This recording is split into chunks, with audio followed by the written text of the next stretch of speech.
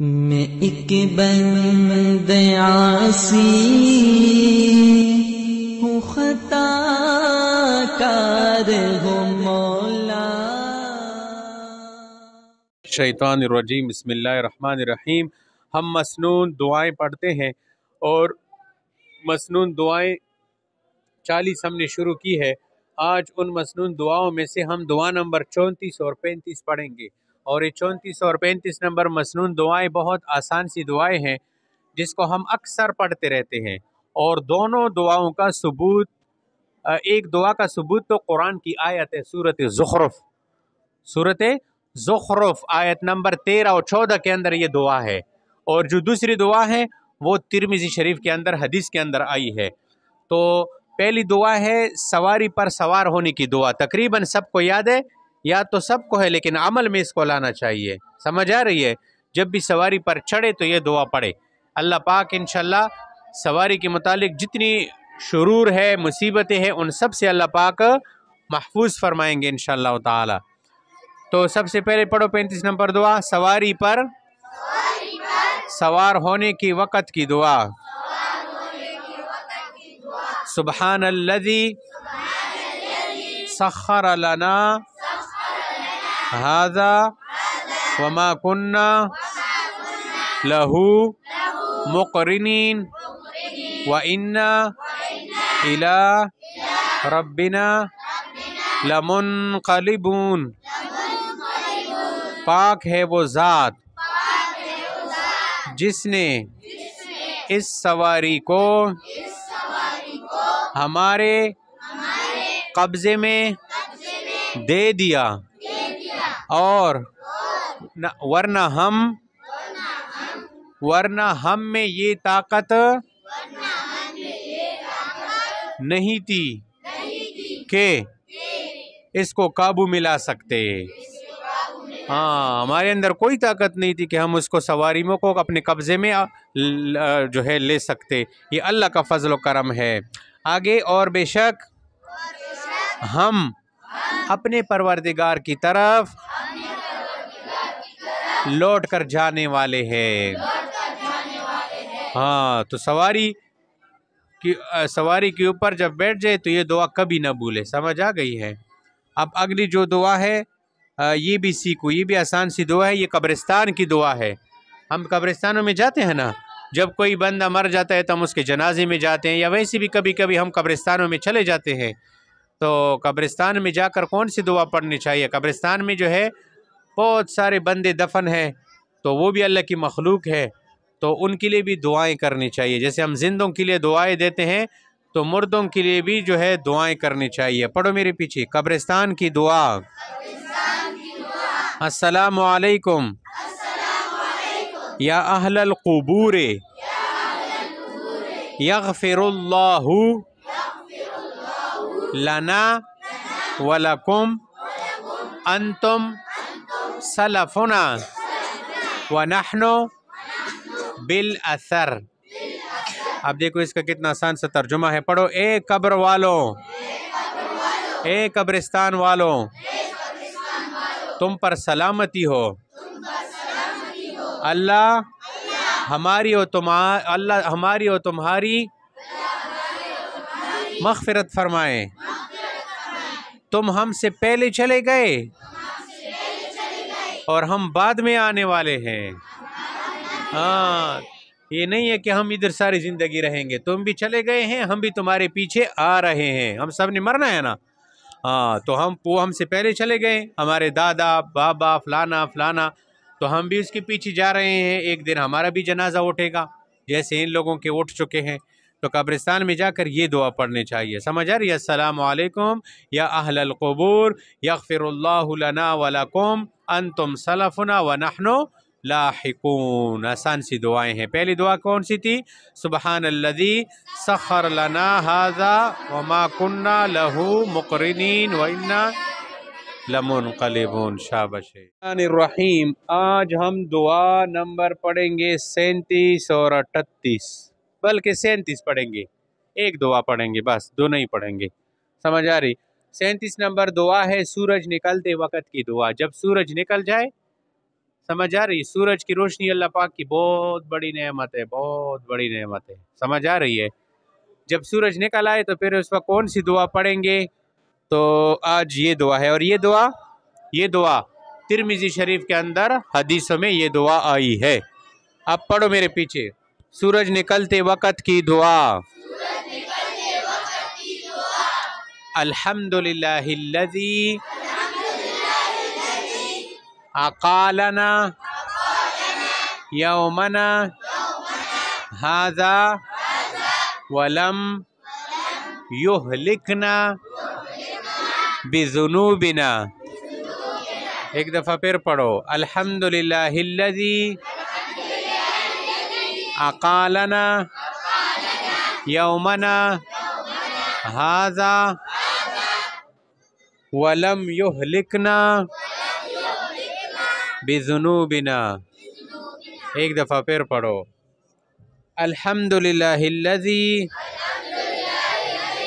اقالنا یومنا ھذا ولم یہلکنا بذنوبنا۔ ترجمہ، الحمدللہ الذی، تمام تعریف اللہ تعالیٰ کے لیے ہے، اقالنا یومنا ھذا، جس نے ہمیں معاف فرما کر یہ دن عطا فرمایا، ہاں، ولم یہلکنا بذنوبنا، اور ہمیں ہمارے گناہوں کی سبب ہلاک نہیں کیا۔ ورنہ ہم تو اتنے گناہ کرتے ہیں نا کہ گناہ کی وجہ سے ہمیں زمین میں دنسا دے، ہمارے اوپر پتھر کی بارش کر دے، ہاں، کوئی خنزیر بن جائے، کوئی بندر بن جائے گناہوں کی وجہ سے۔ پہلے زمانے میں لوگ گناہ کرتے تھے نا، تو کوئی خنزیر بن جاتا تھا، کوئی بندر بن جاتا تھا، کوئی زمین میں دنس جاتا تھا۔ اللہ پاک کی کتنا بڑا احسان ہے۔ تو جب صبح ہو جائے اور گناہوں کی وجہ سے ہلاکت نہ ہو، سمجھ آ رہی ہے، تو اللہ تعالیٰ کا شکر ادا کرنا چاہیے کہ اللہ ساری تعریفیں آپ کے لیے ہے کہ آپ نے ہمیں اس دن میں معاف کر دیا، ہمارے گناہوں کی وجہ سے ہم کو نہیں پکڑا آپ نے، ورنہ اللہ پاک ہم کو پکڑ سکتے ہیں گناہوں کی وجہ سے۔ ہم گناہ کرتے ہیں نا، تو گناہوں کی وجہ سے اللہ پاک ہماری پکڑ کر سکتے ہیں، لیکن اللہ نے ہمیں نہیں پکڑا، تو ہمیں اللہ کا شکر ادا کرنا چاہیے نا، اور گناہوں سے بچنا چاہیے کہ اللہ ہم کو گناہوں سے بچا دے۔ شیطان الرجیم، بسم اللہ الرحمن الرحیم۔ آج ہم پڑھیں گے مسنون دعاؤں میں سے دعا نمبر 31 اور دعا نمبر 32 پڑھیں گے۔ دعا نمبر 31 جو ہے وہ افطار کی بعد کی دعا ہے، اور جو 32 نمبر دعا ہے یہ دعوت افطار کی بعد کی دعا ہے۔ تو سب سے پہلے ہم پڑھتے ہیں افطار کی بعد کی دعا۔ ابھی دیکھو رمضان شریف قریب آ رہا ہے، بالکل منگل کے دن شاید پہلا روزہ ہو جائے، تو ابھی سے جو ہے یہ دعائیں سیکھ لے۔ 30 نمبر دعا میں ہم نے کیا سیکھا تھا؟ روزہ افطار کرتے وقت کی دعا تھا، اللہم لک صمت وعلی رزقک افطرت، اور ابھی جو یہ دعا ہے یہ افطار کی بعد کی دعا ہے۔ سمجھ آ گئی؟ تو یہ دعا بھی پڑھو میرے پیچھے، افطار کی بعد کی دعا۔ ذہب الظمأ وابتلت العروق وثبت الاجر انشاء اللہ۔ ایک دفعہ پھر پڑھو، افطار کی بعد کی دعا۔ ذہب الظمأ وابتلت العروق وثبت الاجر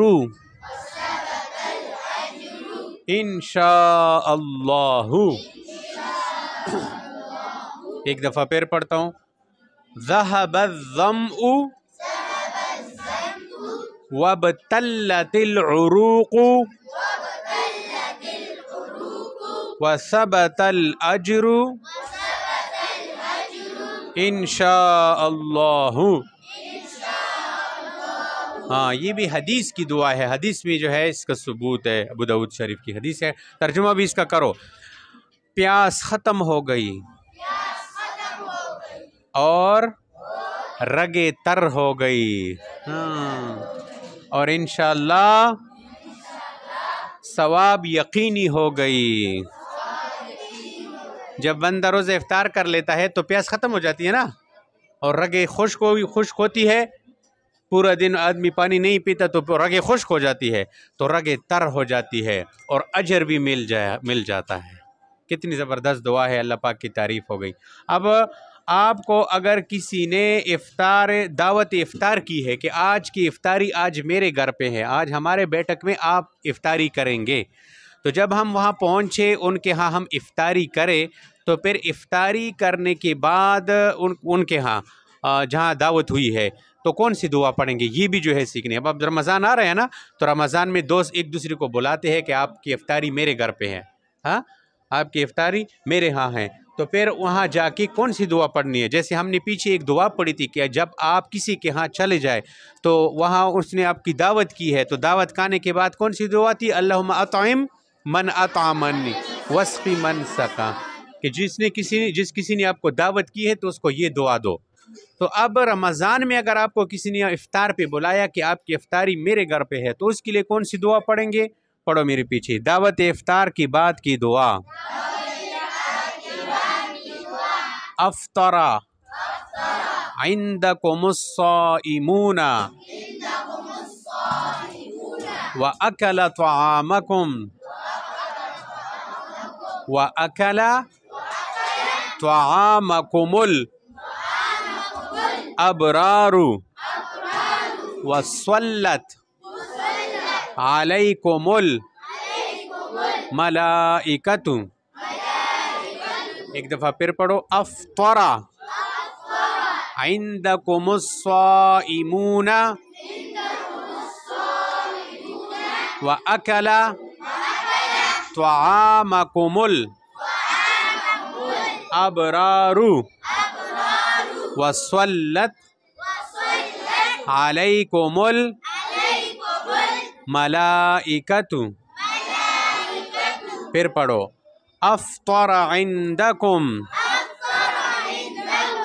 افطر عندکم الصائمون واکل طعامکم الابرار وصلت علیکم الملائکۃ. اس کا ترجمہ بھی سیکھ لو. اللہ کرے اسی طرح آپ کے ہاں روزہ دار افطاری کرے اور نیک لوگ آپ کا کھانا کھائیں